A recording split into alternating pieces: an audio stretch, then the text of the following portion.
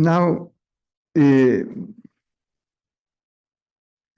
would like to talk about special problem with borderline patients. One is has to do with their love life.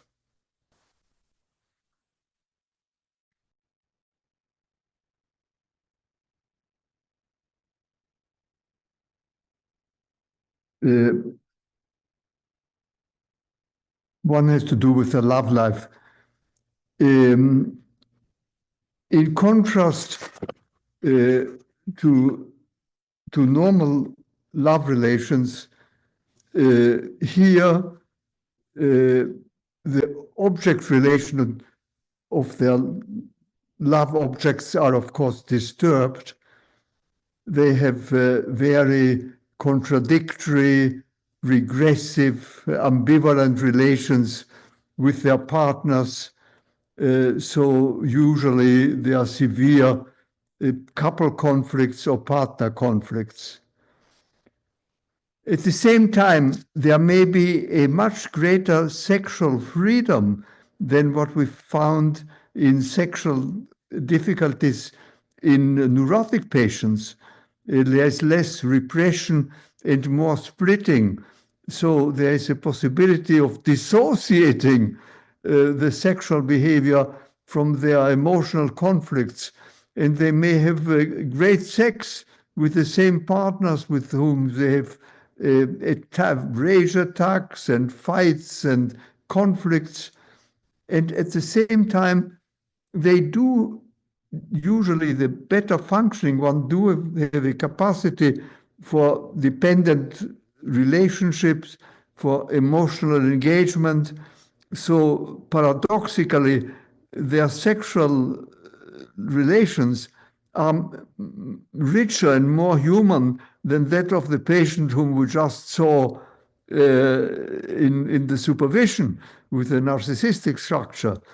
So the combination of greater sexual freedom in the context of very contradictory relation with significant others is what's most typical.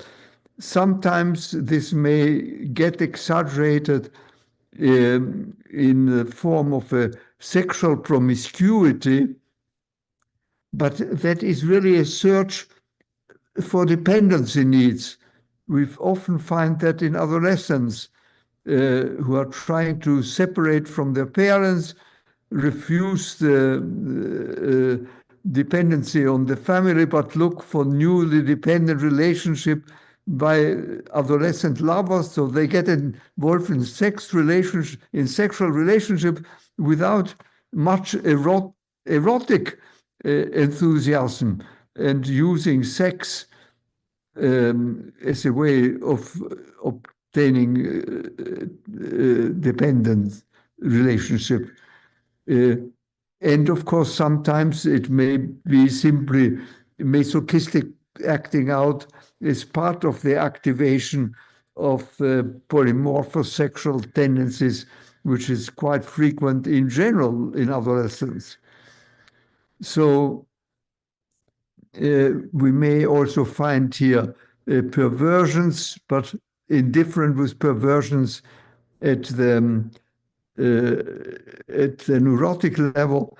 Here there may not only be masochistic or sadistic or voyeuristic or exhibitionistic behavior in special scenarios during sexual intercourse, but characterological traits of a masochistic, sadistic, exhibitionistic, or voyeuristic type.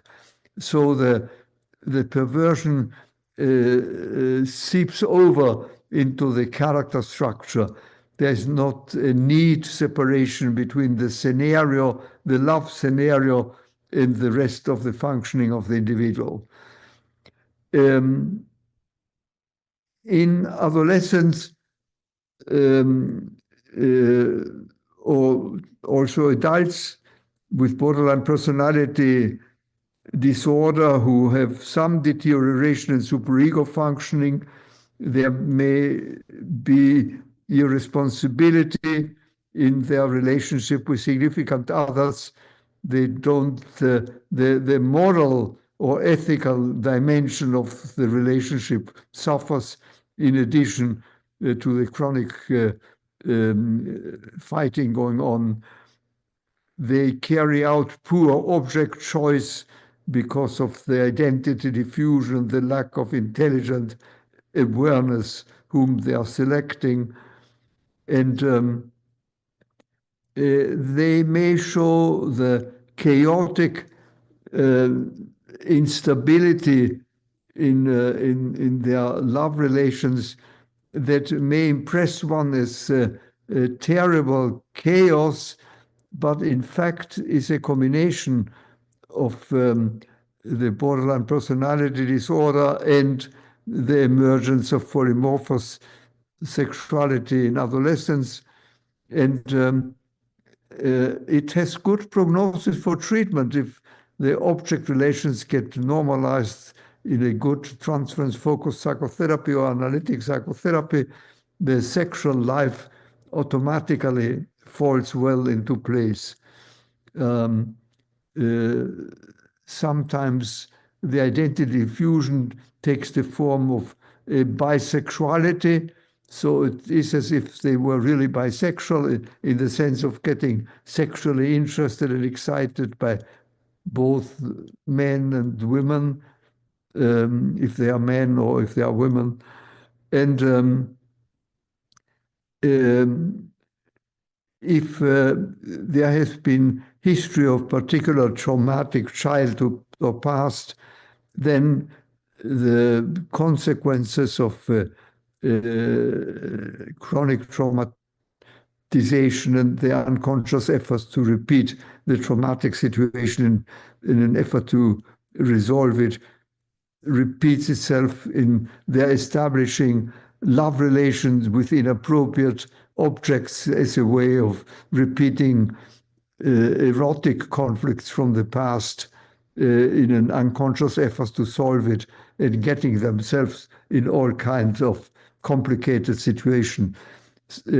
One complication is then bad choice and the risk that goes with it in reality, because borderline adolescents in their promiscuous style fall into the hands of people who really exploit them seriously, and that is risky.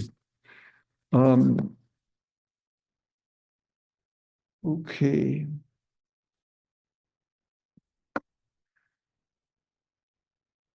Now, I would like to talk about the specific problems with borderline adolescents and children who still depend on their homes and where the psychotherapeutic treatment has to go hand in hand with management, with good management of the family situation, something that is often neglected, particularly by, strange enough, by psychoanalytically oriented therapists, psychodynamic psychotherapists who are naturally reluctant of interfering with the transference and don't want the home to get in. And so they are less prone to develop good methods than cognitive behavior therapists, but it's part of both the good psychodynamic treatment as well as of a cognitive behavioral one, that in adolescents and children who still need control and guidance from the home, that the therapist helps to obtain it appropriately.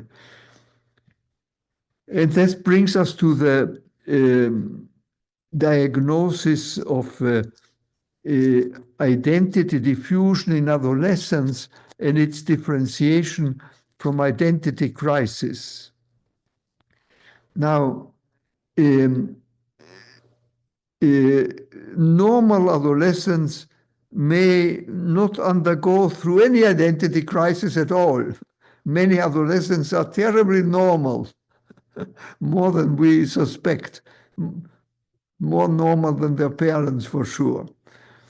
And they show it in that with an integrated concept of self and significant others, they know how to select friends, how to establish good relationship, are reflective about self and others, and they have good affect control, are aware of their own behavioral idiosyncrasies and know how to control them. And they don't have affect storms that threaten their relationships. They may get enraged or have intense affect storms of one kind or another, but it doesn't affect the basic relations of love and friendship. In contrast, adolescents may present identity crises that were first described by Erik Erikson, who made the differentiation between identity crisis and identity diffusion in adolescence, a very important contribution. The adolescent identity crisis are due to the fact that adolescents change rapidly. Tasks of adolescence that include physical growth, sexual differentiation, shift from mostly being involved with the home to being involved with school and the social grouping that derives from school, with no intellectual and cultural and ideological influences on them, and changes in the internal sexual pressures and their views of morality. They become less controlled by the imposed conventional morality that is still dominant in our still quite paternalistic culture. The prohibition of sexual life of children is as widespread now as it was in the times of Freud. It's amazing how, in spite of psychoanalysis and everything, in many areas, conventional society doesn't change. So adolescents have to free themselves from their child oriented morality to an adult morality, and they have to extend the awareness of themselves beyond awareness of the moment to awareness that they had a past and they'll have a future, and they have to think that they'll change in the future and will have to establish a profession and relationships, a very important task of the extension dimension of normal identity. And then there are regressive factors that depend on the formation of intensive social groups at school and outside of school, replacing the family as originally group situation. And there are emotional conflicts around competition with peers, around dependency and counterdependency, and the temptations for polymorphous sexuality, and the tendency for search for new idealization objects in replacement of the parents that have both defensive qualities and growth qualities. So as you see, there are multiple psychological tasks of adolescents which end up with their having profound changes, and these changes are not recognized by the environment. I mean, you notice your children grow, they are bigger, but you treat them still the way you treated them when they were children. So there is a discrepancy between the way they have been conceptualized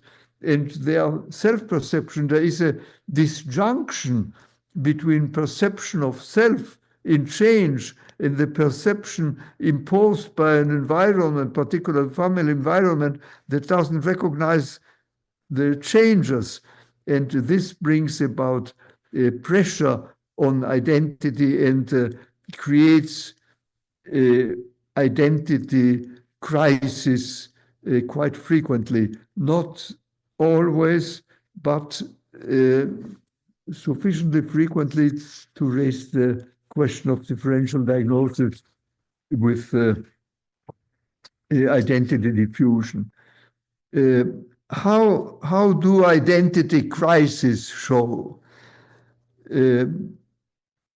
They show that adolescents have intense conflicts with their parents, with authorities, with friends, at school, as they change and the rules of engagement and who has what kind of rights has to be renegotiated in adolescence. So this creates conflicts with authority, feelings of insecurity and grandiosity and paranoid attitudes as one is evaluating, comparing oneself with others are quite frequent.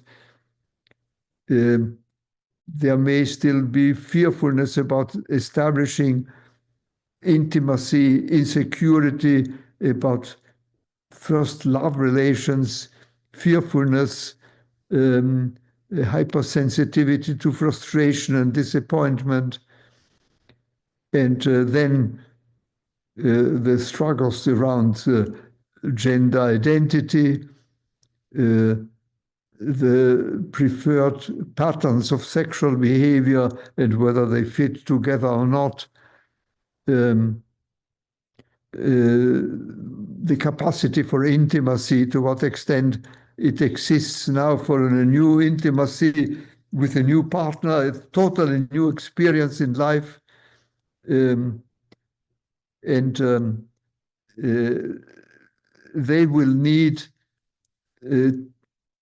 on the one hand, to have more freedom, and on the other, support of that freedom to make it a responsible one, and for parents and other educators, make sure when the adolescent needs support and help, as opposed to just tolerate freedom and independence.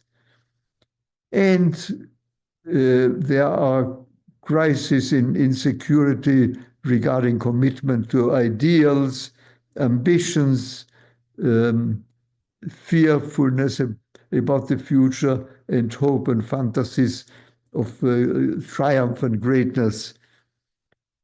There may be a combination of defensive and mature idealizations.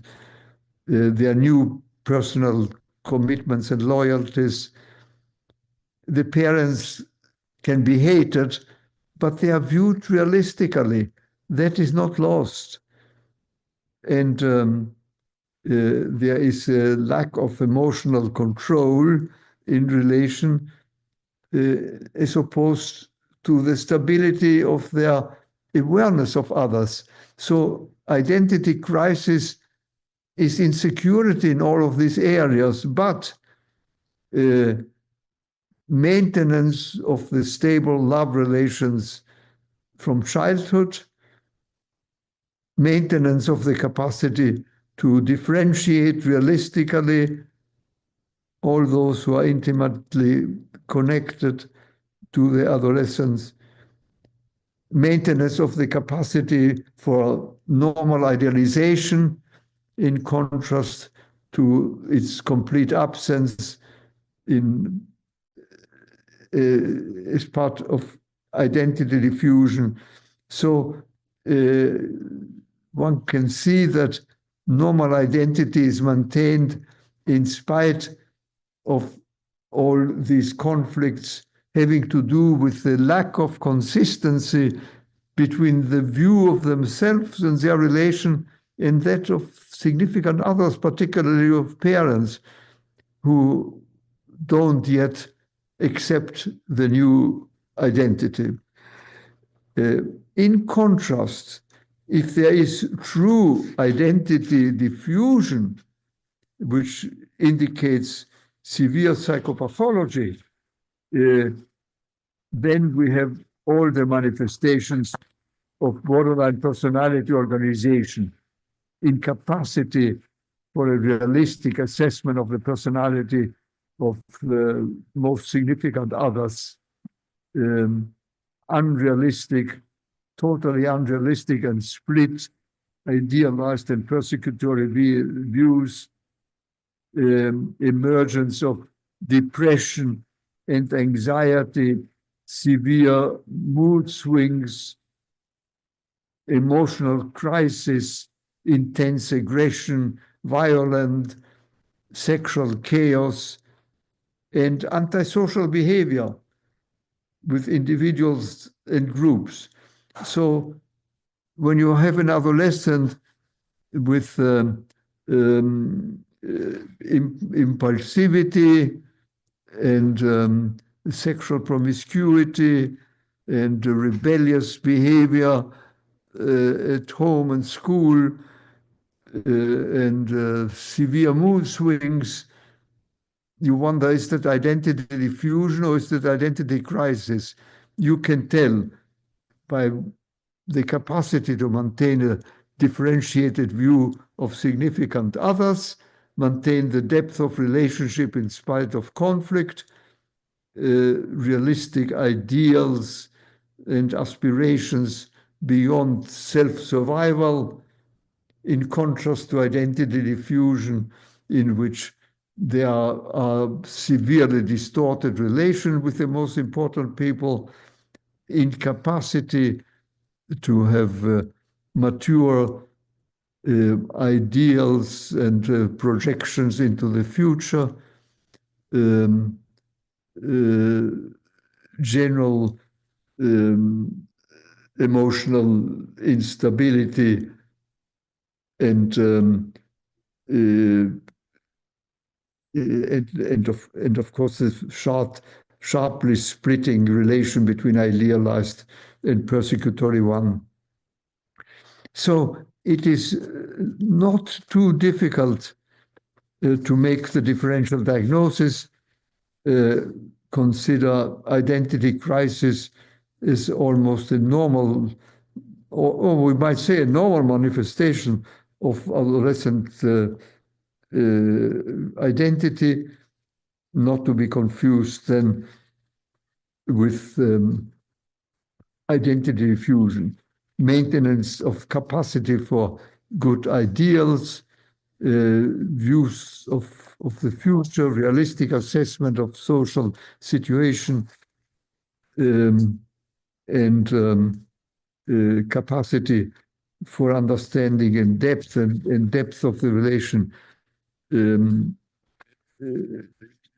with the significant others at that point.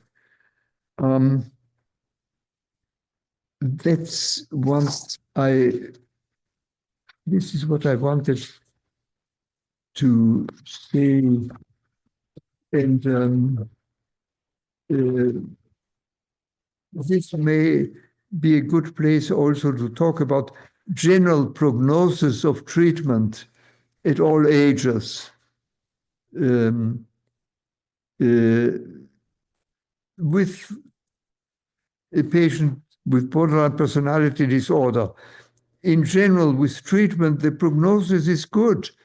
That has changed radically. Both cognitive behavioral and psychodynamic treatments are helpful. Cognitive behavior is geared to improve direct relation with others, impulse control, more realistic way of assessing oneself and the other in interaction.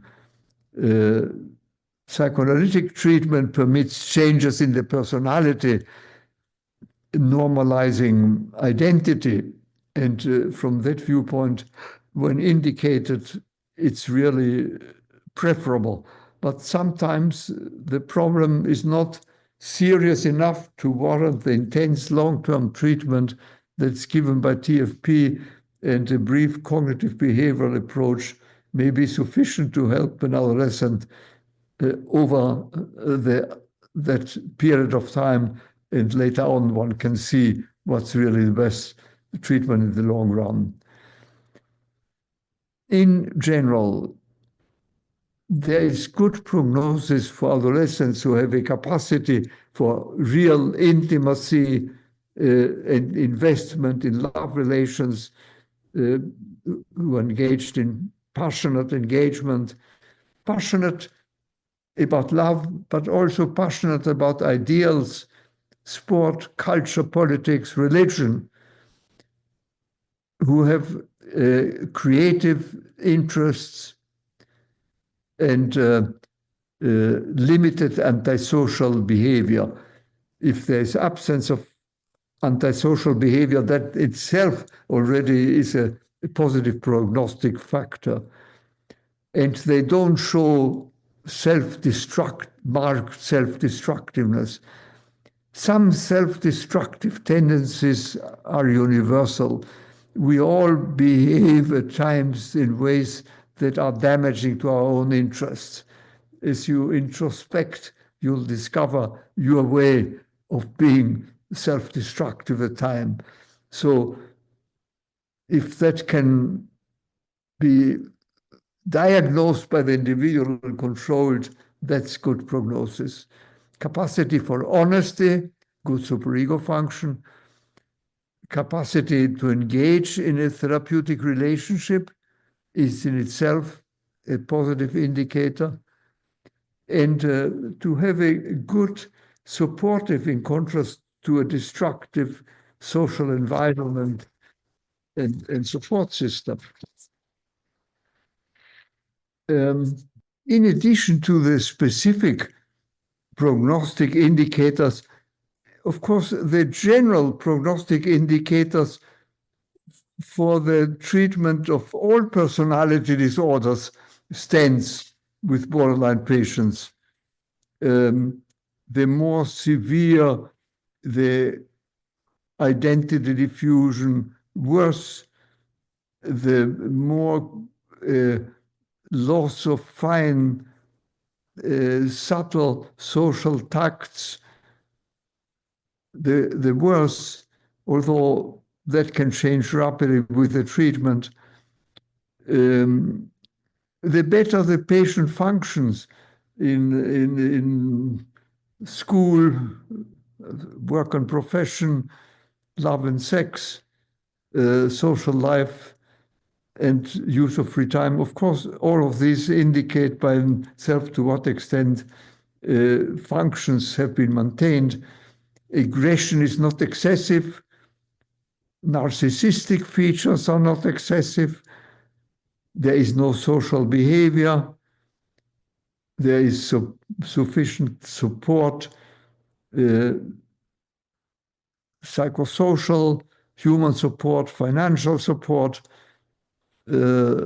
cultural support, and that is going to influence, of course, the treatment in itself. Now, I want to talk about management of parents with adolescents who are still dependent on the home and children. The simplest rule is that he who pays the treatment has the right to be informed about the treatment. If the parents pay for the treatment, they have the right to be informed whether they are investing their money well or not. An adolescent who doesn't show up to any of the sessions while the parents are paying for sessions that is not following, that's a bad situation. So the therapist should inform the parents, and if the therapist decides that treatment under this condition is not possible, that has to, of course, also communicated and discussed with the parents. In case of serious problems in attachment of mothers who have problem with attunement, there is an indication for mother-infant therapy. That is a new field, and I think it is a very promising one with some severely disturbed mothers. Nobody may notice that as it happens in the intimacy of mother-baby interaction, but mother's incapacity to be congruent with the infant's affects, and at the same time marked in the differentiation of her affects from that of the infant, is an important dimension. I witnessed, I'm not a child psychiatrist, but I was very impressed in one of the treatments in which the mother had a 1-month-old baby, and she had chocolate, and she would offer it to the baby who wanted to suck it, but then she withdrew it, and she sucked the chocolate. So she was teasing, and the infant was upset, clearly upset, and mother seemed to enjoy that. And it was a sadistic behavior. And she was probably totally unaware that her pleasure had that quality. A case of a severely traumatized child, I could witness how the child was looking for the woman who was taking care of him during the day and carefully staying away from his mother. He wasn't missing the mother at all, but was a 6-month-old. He knew perfectly well that he had to stay away from mother and try to have as much time with the person who was taking care of him during the day. So problems may start early, and sometimes can be diagnosed by child psychiatrists aware of the intimate interaction as they observe mothers with the baby in arm and their way of dealing with it during consultation. Whenever there is an indication of insecure attachment, there may be an indication for a mother-infant treatment to assure secure attachment. For later ages in general, there should be a clear fixity of rules of home life and certain flexibility within these rules. It's important that life should be organized, but it should not be a prison system. Parents should have the authority and demands for obedience to children. And there need to be areas in which parents can consult with the child and leave independent room for independent and safe judgment. But other areas in which parents have to be very firm, teaching children not to cross the street in big cities. There can be no flexibility there. The child has to know that to try to walk alone across the street without mother is definitely no. So there have to be rules strictly controlled, and in some areas relaxed, and in some areas the child should have this first experience with having authority for himself. One practical issue is the tolerance of children's sexual behavior. Tolerance of children's masturbation, letting them know once they are able to understand that if children who masturbate before the ages of 2.5, you just let it be if the child is completely free. But later on, children shouldn't masturbate in public, and you tell your child masturbation is a very pleasurable activity, but it is something that is done privately in one's own room or in one's bed or wherever, but not in public.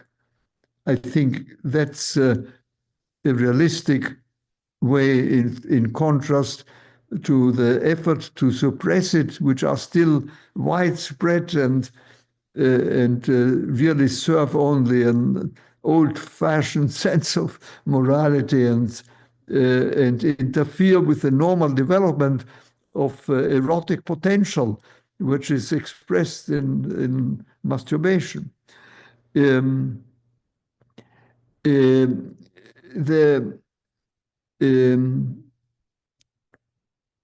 the same regarding tolerating sexual exploration among children, parents who just make a big scandal because the little boy and the little girl are exploring each other's bodies, they should have the freedom to do that as long as they are not imposing it on the other, respecting the freedom, and as long as this is done as a private activity.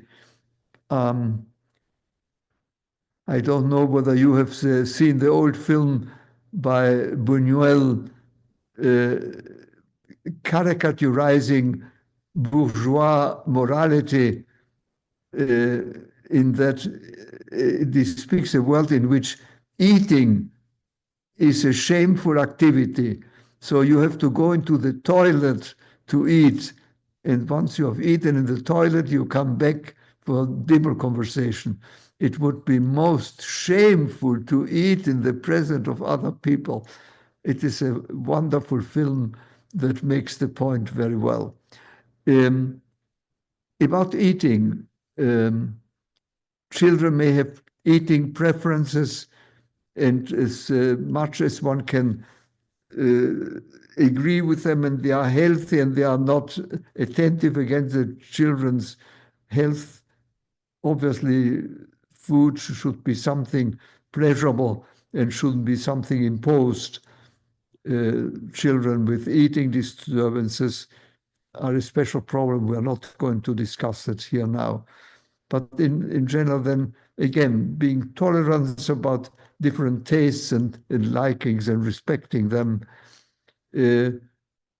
arrangement regarding sleeping, socializing, playing, it should combine freedom for the children's decision-making with what parents can plan. Negativistic children, chronically negativistic children, should really be assessed by therapists. I have just seen a book written in Spanish, which is being translated into English. Psychoanalysts give recommendation to parents regarding habitual problems of children and adolescents. A wonderful text by an author from Sevilla, Spain, that's available in Spanish, but will be available in English in a few months. So chronically negativistic children require really an assessment by a therapist. And the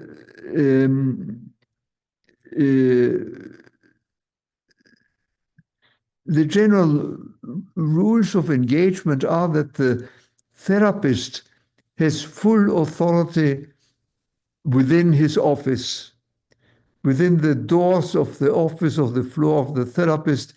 The therapist has full authority to deal with rebellious or disturbed children. Outside the office, the parents have the responsibility. They have to take care of the child. So it's very important to make this clear from the beginning, who is in charge of what and when. So outside the therapist's office, the parents are in charge, and the therapist has to help them develop an intelligent regime, clearly. Adolescents um,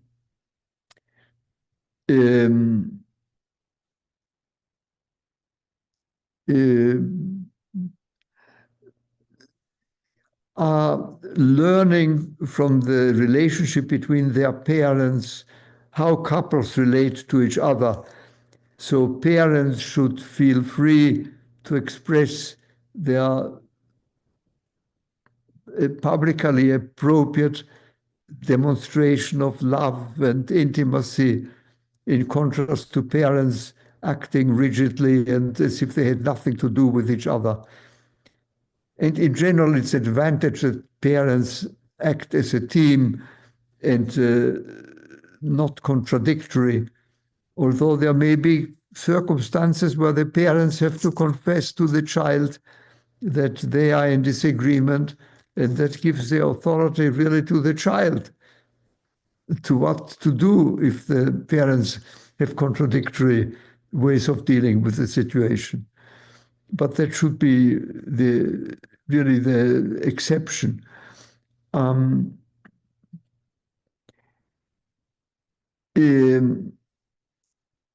It's important that child have the right for privacy and that the parents have the right for privacy. Normal parents should have a lock on their bedroom so they don't have to be afraid of being disturbed while having sexual relations. It is amazing how many parents don't dare to do that because they think it will be frustrating to the child that they are not available. About dealing with adolescents, obviously they need a greater degree of freedom.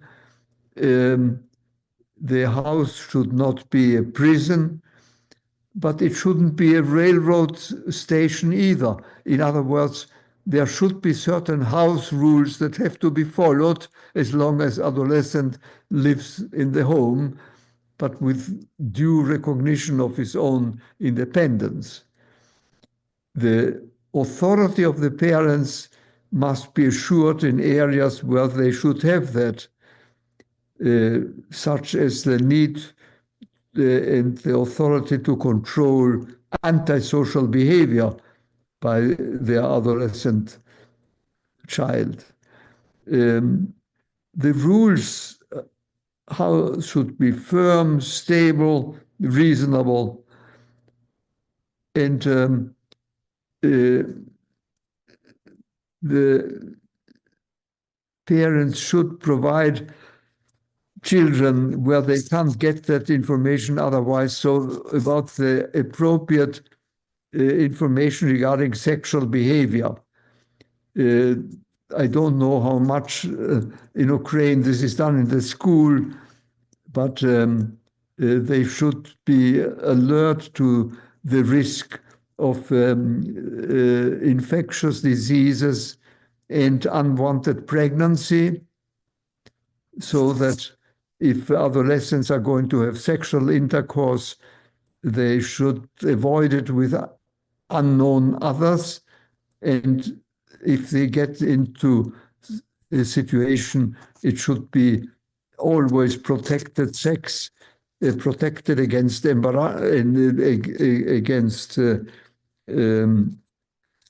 pregnancy and HIV and all other kinds of sexual diseases by the means of condoms. The safest way to provide security in adolescents who are sexually active should not leave the home without a condom, particularly girls.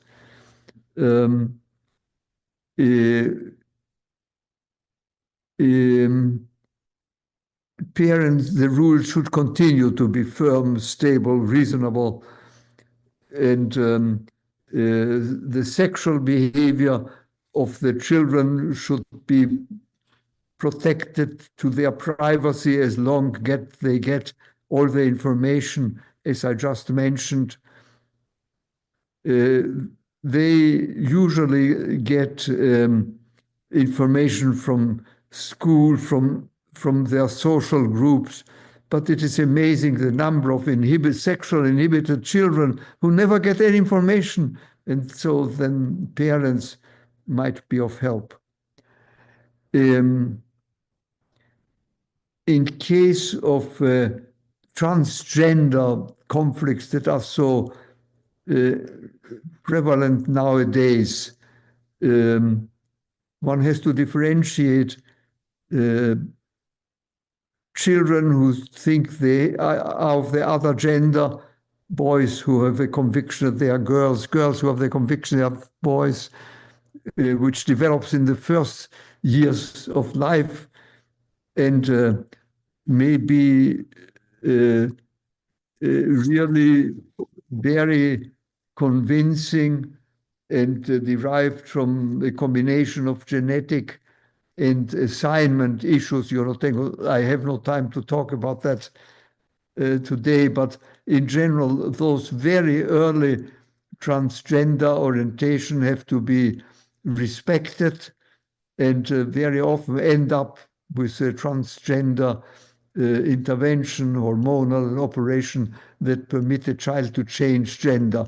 So these are legitimate indication and possibilities that have to be differentiated clearly from transgender experiences that emerge in adolescence, are part of the development of rebellious adolescent groups, are part of fashion.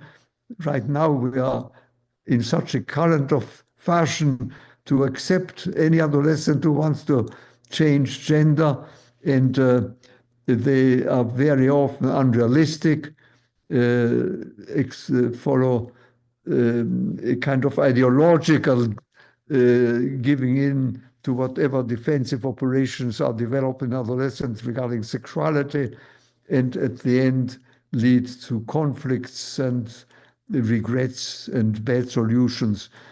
So, as was decided by the British Medical Association 2 or 3 years ago, who had a major scandal in this regard of massive gender operations that were to a great deal unnecessary and harmful, is that children's sexual statements about orientation should be respected. Children should have the right to define themselves as homosexual, heterosexual, bisexual, non-sexual, as long as there is no corrective intervention done before adulthood, the idea before age 21, and in the context of psychological treatment, exception the cases of the early transgender symptoms that I mentioned earlier. And from a diagnostic viewpoint, adolescents who come with all kinds of sexual trouble and discrepancy between core identity, gender role identity, object choice, intensity of sexual desire, the most important criterion is there a capacity for establishing a relationship with another person in depth that combines love, erotic interest and activity, joint value systems, which would be mature sexuality, in contrast to a complete dissociation between the erotic and tenderness, confusion regarding object choice, and confusion regarding one's own gender. So the nature of intimate relationship is the best criterion that things are going well, even if on the surface there is chaos in the sexual life. Okay.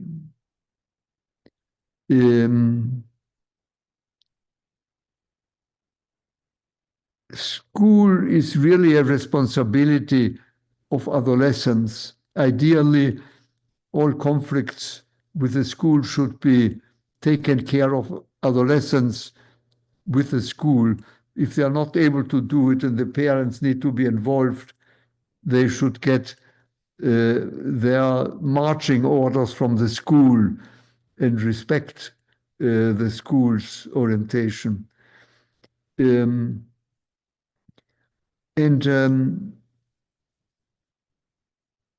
in case of antisocial behavior, obviously, that needs to be controlled. That's all I wanted to say about adolescence. Now,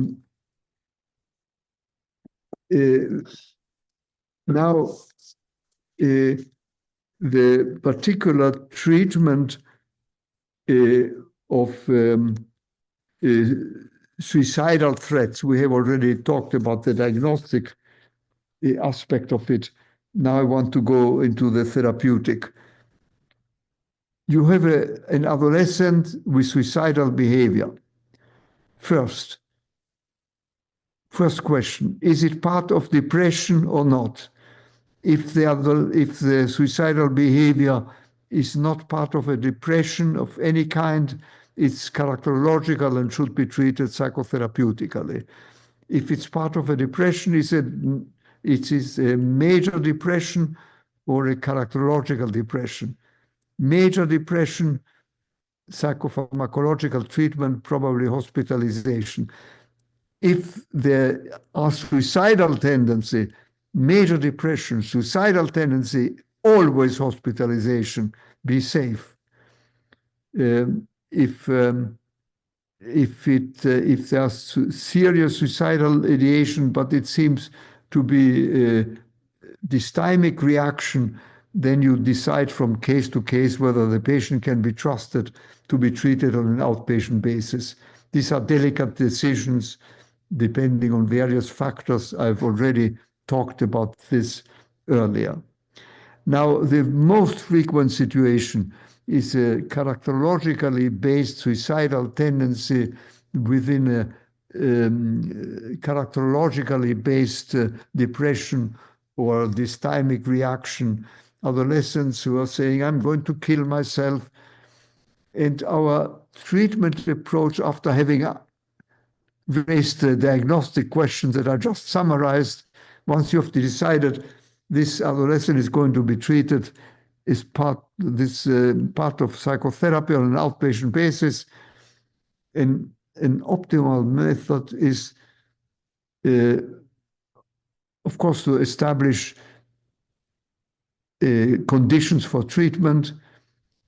The adolescent may talk about suicide and should talk freely in all the session, but he has to commit himself, adolescent as well as adult, if he or she feels that cannot control suicidal behavior, to go into an emergency service, into a psychiatric service for hospitalization, to have somebody to take over. The responsibility would be to go to a specialized emergency clinic or psychiatric department or hospital in order to be evaluated and then decided what treatment is needed. So the commitment is either discuss suicide in the sessions, or if the patient feels he cannot control the impulse, to get himself into a hospital facility. If you can trust that the adolescent or adult will follow that recommendation and understand clearly that if he doesn't follow it, you will end the treatment,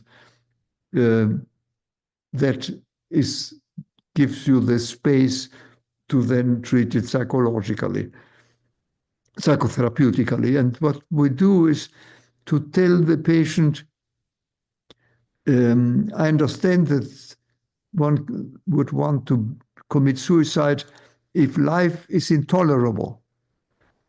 In your case, what makes life intolerable? Let's talk about that. So you use the idea of suicide to go into the areas of conflict. it's an easy way to shift the attention in the right direction.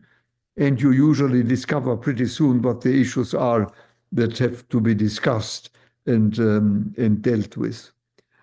And to what extent suicide is not a way of escaping real troubles, but a way of exert threats and create guilt feelings in adults. And then one has to evaluate, why do you need to deal with your parents, whoever, through generation of guilt feelings and guilt, and not dealing directly with whatever is the problem. So paradoxically, you accept the idea of suicide on principle, while discussing whether it is really realistic under the present circumstances. Some final words about psychotherapy. In general, borderline personality disorder should be treated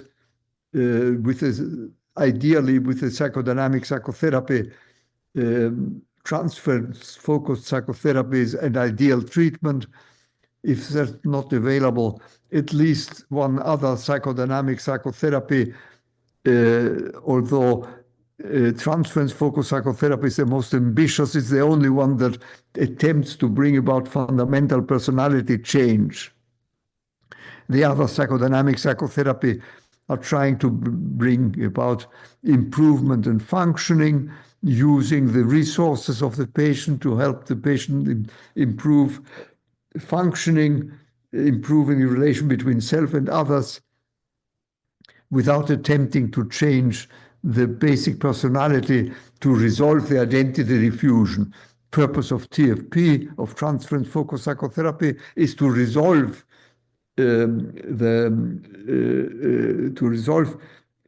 identity diffusion, bring about normal identity, and with this change the whole pathology ended.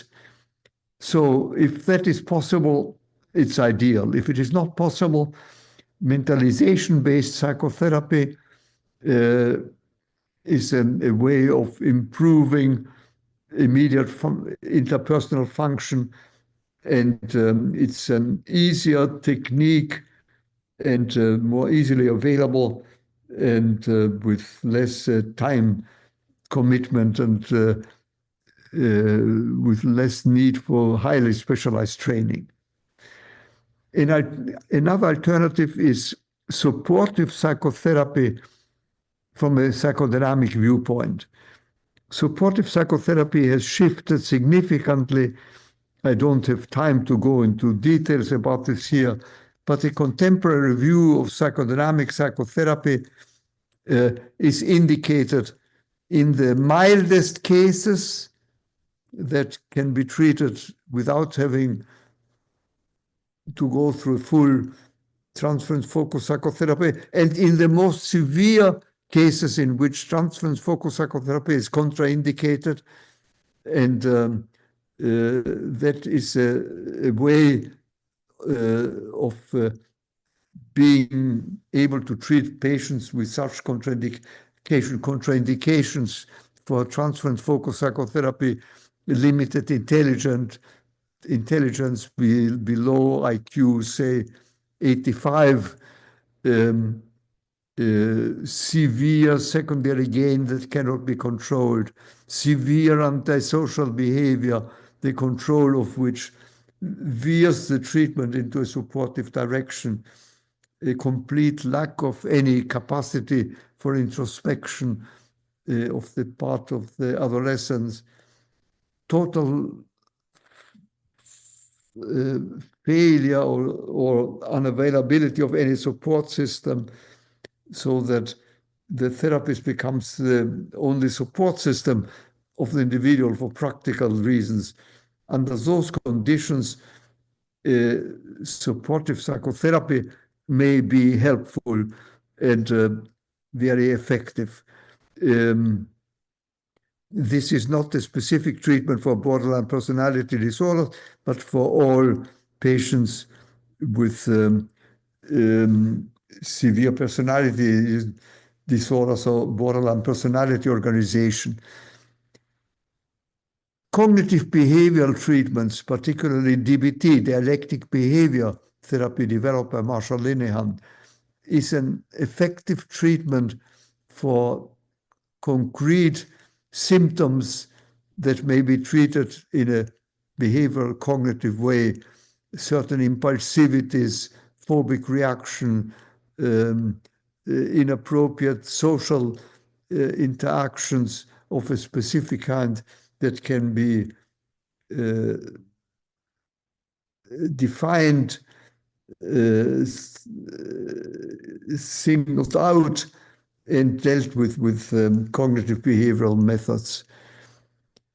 So there are, what we do in practice, if the patient has particular symptoms that could be treated with cognitive behavior therapy, and in general functions okay, except particular symptoms, then we might use first round cognitive behavior therapy.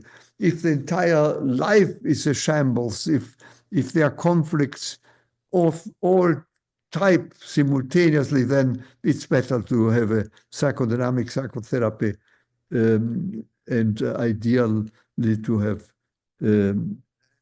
transference-focused psychotherapy. There are cases in which analysis can be attempted. They are the exception. But there are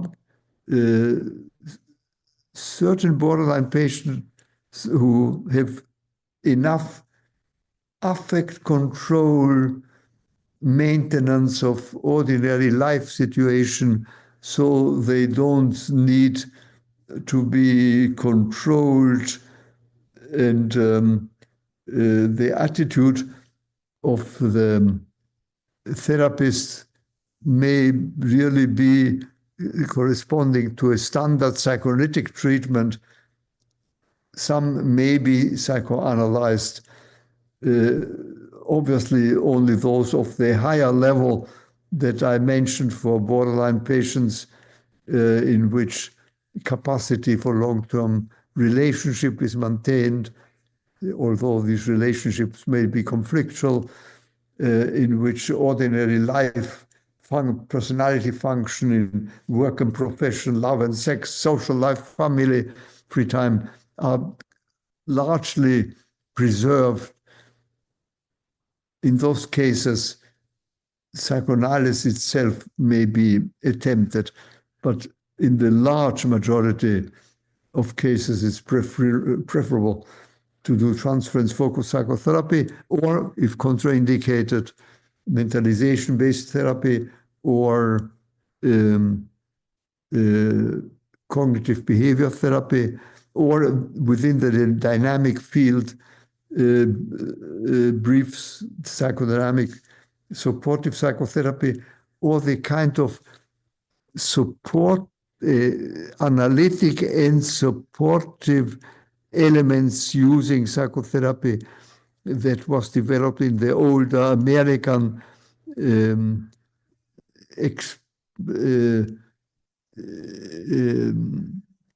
expressive psychotherapy that used some supportive element, and in the German depth psychology psychotherapeutic approach for severe personality disorders. And in Gunderson's good psychiatric management that uses a combination of supportive and psychopharmacological approach, supportive from a psychodynamic viewpoint.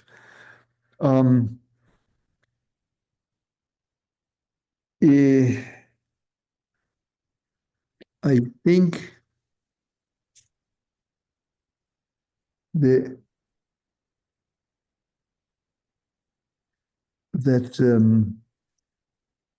we have covered most of what I had planned.